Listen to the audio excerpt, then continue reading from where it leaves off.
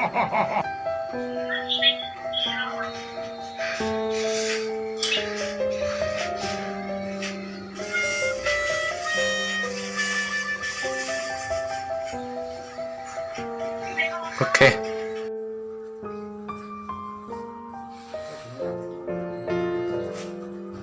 Rồi, nói nha,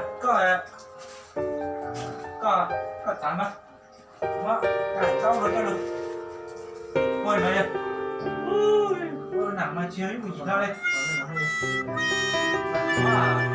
cô đó mà có đâu, cô khá, chẳng còn nhảy đây, chúng ta tên đó đây, chắc là cô đây. No. Sao? Phải bao giờ nó cũng cho nhà nào? Cho ơi, yêu chẳng có lấy chữa đây. Ở mà đây. Có này. Có người chỉ có này, tháng này khu có giả của đi nó. Giả này. Có này thằng nó cho tao.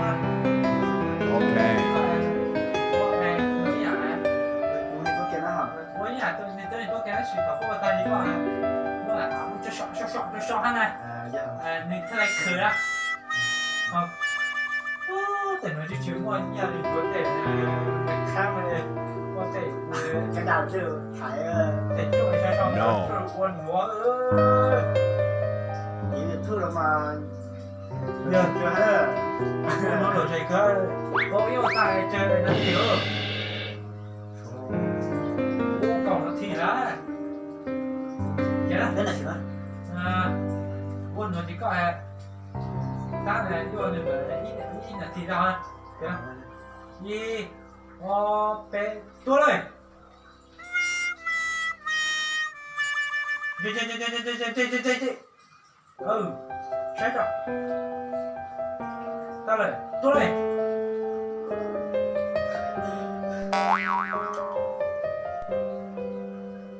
chơi đó một cái đi một đó tua rồi Ok. đi cổ thế đi vô sợ á sợ á đi quá tua vô nhà à quay lắm như đây là à ô đây là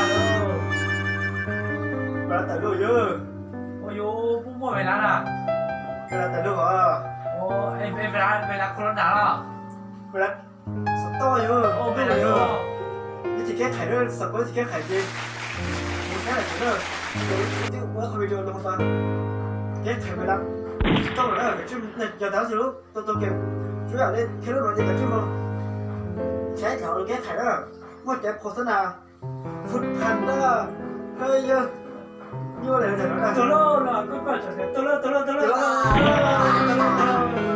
bây giờ là stop tại giờ tôi kêu là bà hết chị cái chúng muốn tên nữa cái chúng muốn tên nó được quay thì sao cái chỗ tôi bà cái ơi giờ khá là tờ học thế gì à học nó đi ra có luôn à rằng mà hơi ơi học cái cơ cái đó là cũng là cũng là chỉ cho nó hay cả cái chú lên ta nói đây giờ đây là đi vào trong cần